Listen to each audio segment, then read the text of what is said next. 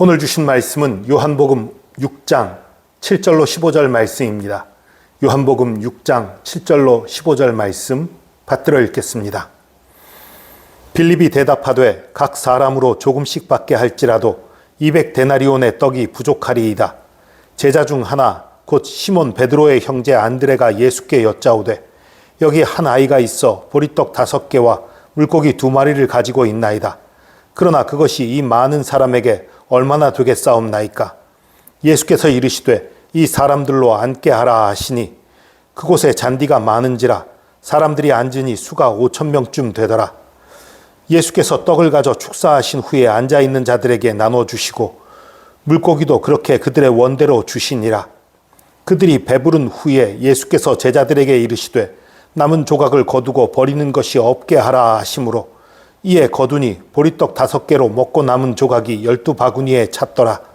그 사람들이 예수께서 행하신 이 표적을 보고 말하되 이는 참으로 세상에 오실 그 선지자라 하더라.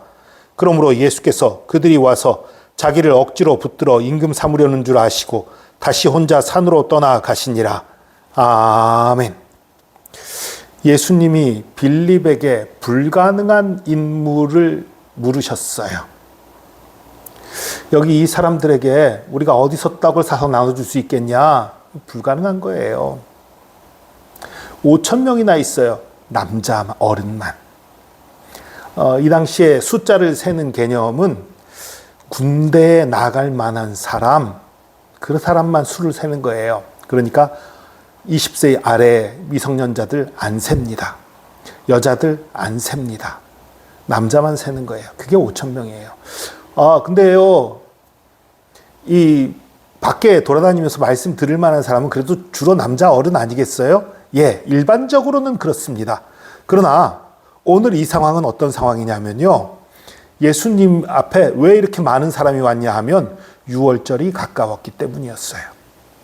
그러니까 6월절이 가까웠기 때문에 많은 사람이 예수님 앞에 나왔다는 얘기는 무슨 소리냐면 6월절에 예루살렘에 가고자 나온 사람들, 그런 사람들이 혼자 나왔겠어요? 가족들이 같이 나옵니다.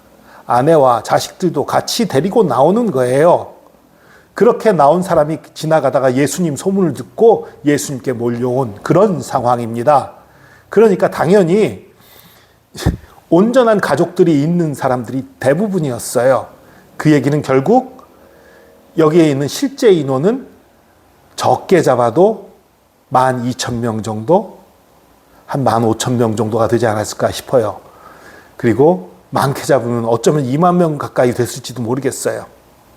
어쨌든 엄청나게 많은 숫자가 있어요. 그 사람들한테 어떻게 떡을 다 공급해 줄 수 있겠습니까? 불가능한 일이에요. 불가능한 걸 빌립에게 물으셨어요. 그러니까 빌립은 대답을 하려고 합니다. 이건 말도 안 되는 얘기인데 어떡하지 하다가 머리를 짜내서 최소한으로 생각을 해서 얘기를 해요. 각 사람으로 조금씩 받게 할지라도 200데나리온의 떡이 부족할 겁니다.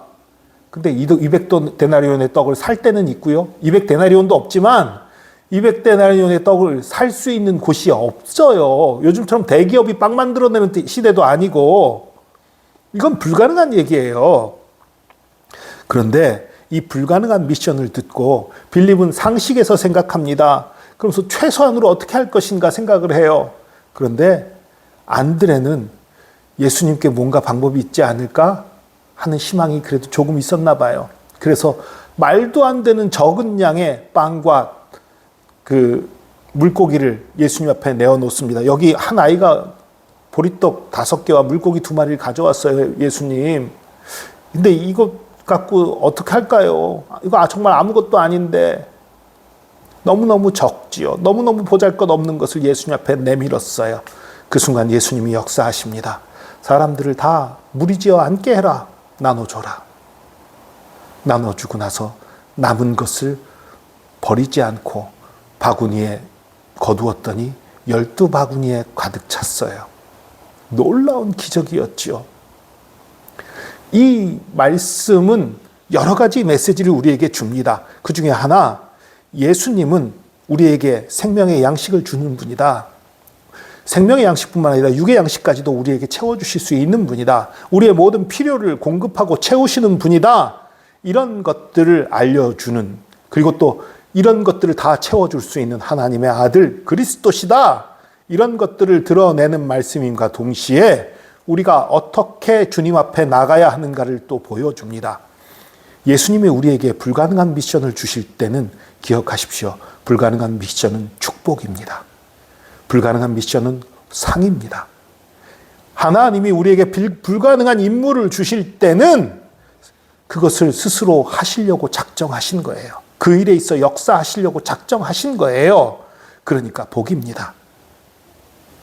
그러니까 그 일을 체험할 때 우리 믿음이 자라게 되고 그 일을 통해서 우리가 복받게 되는 그런 놀라운 일이에요. 그런데 우리는 무엇을 하면 됩니까? 정말 큰 일이 필요해요. 나에겐 그런 큰 능력이 없어요. 그런 물질도 없어요. 그런 능력도 없어요.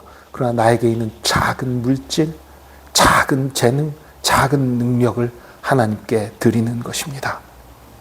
내가 가진 것 정말 적지만 내가 가지고 있는 작은 것을 우리 하나님께, 우리 예수 그리스도 앞에 가지고 왔을 때에 정말 그 10,000명이 넘는 사람들 앞에 물고기 2마리와 보리떡 5개는 정말 아무것도 아니지만 그러나 그럼에도 불구하고 예수님 앞에 그것을 가져왔을 때에 예수님께서 그것으로 모두를 배불리 먹이고도 남게 하는 놀라운 기적을 행하셨습니다. 믿음은 이렇게 살아가는 거예요. 믿음의 사람은 내가 할 수 있는가 없는가를 보는 것이 아니라 하나님 앞에 내가 가진 것을 드리는 삶인 거예요. 내가 가진 것 적지만 드리는 거지요. 내가 능력이 적지만 순종하는 거예요. 그 일의 성패는 주님께 맡겨드리는 것입니다. 주님이 명하신 것이면, 주님께서 원하시는 것이면 드리는 거지요. 충성하는 거지요. 그때 주님께서 쓰시고 주님께서 일하시는 것입니다. 그리고 또 주의사항이 있어요. 주님께서 우리에게 풍부하게 채워요. 그러나 풍부하게 채우는 능력이 있고 이 세상의 모든 것의 주인이시기에 모든 것을 풍부하게 채우실 수 있는 분이지만 풍부하게 채우더라도 낭비하기는 원치 않으시는 하나님이세요. 남은 것들을 거두라고 했어요. 버리는 게 아니라 거두는 거예요. 그것을 나중에 어떻게 썼는지는 안 나타나 있지만 성경을 쭉 읽다 보면 예수님이 그 구제 활동도 어느 정도 하셨던 것 같아요. 근데 이 복음서에서는 핵심이 예수 그리스도의 구원에 대해서 초점이 맞춰져 있다 보니까 그 구제 사업에 대한 얘기들은 언급이 안 돼 있어요. 살짝 비춰져 있기만 해요. 아마도 그 구제에 쓰지 않았을까라는 생각을 해봅니다만 어쨌든 그건 중요한 게 아니고요. 버리지 말라는 거예요. 낭비하지 말라는 거예요. 하나님이 풍성하게 채우지만 그 채운 걸 가지고 꼭 필요한 곳에 하나님의 나라와 의를 위해 쓰라는 것이지요. 이것이 하나님의 사람들이 일하는 방식인 거예요.